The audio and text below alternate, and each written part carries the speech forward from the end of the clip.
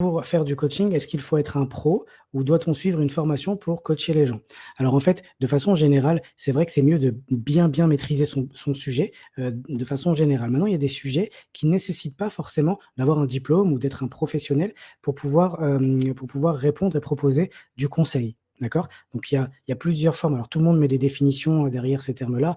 Le consulting, justement, le gars que j'ai eu, en Skype, cette, semaine, je lui ai dit: «Ouais, tu proposes du consulting?» Il m'a dit: «Attends, attends, attends, qu'est-ce que c'est du consulting pour toi?»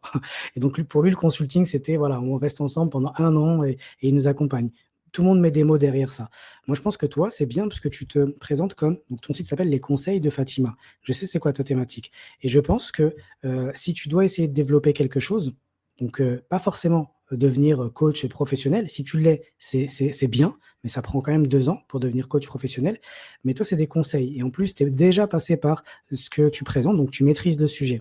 Ce qu'il faudrait que tu développes progressivement, c'est, la façon de coacher les gens. Parce que quand on est dans le coaching ou quand on est dans le conseil, en réalité, on est plus dans l'écoute, en tout cas en one to one, on est plus dans l'écoute que dans le fait de parler et à travers l'écoute, on a la possibilité de détecter plein de choses. Tout à l'heure, Mohamed demandait comment on fait pour motiver un client qui a peur du changement. Aujourd'hui, ce qu'il faut savoir, c'est que tout le monde a peur du changement.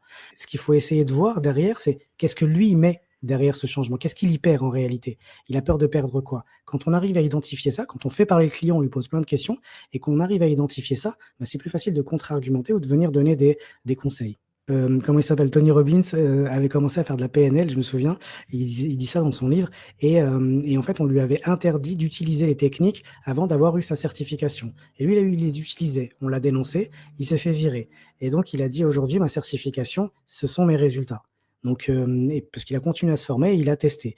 Donc je suis pas en train de vous dire il y a des domaines où il faut être, professionnel. Je veux dire, il y a des domaines qui sont tellement spécifiques et c'est tellement dangereux de ne pas maîtriser le sujet que, il faut être formé, il faut avoir expérimenté. Parce que les meilleurs coachs, c'est pas ceux qui sont, les plus formés, c'est ceux qui ont pratiqué en réalité. Ceux qui quelqu'un qui a fait, je sais pas qui est, je prends la PNL, hein, comme ça, comme exemple, quelqu'un qui est juste, donc maître PNL, il a le diplôme, mais il l'a jamais utilisé. Et quelqu'un qui est praticien PNL, mais qui s'est beaucoup documenté et qui en est à 100 ou 200, coachings. Bah, forcément, cette personne-là, elle a beaucoup plus de connaissances, de compétences, elle a déjà interagi avec plein de gens, elle connaît l'humain, elle sait comment, interagir avec lui. C'est important de garder ça à l'esprit.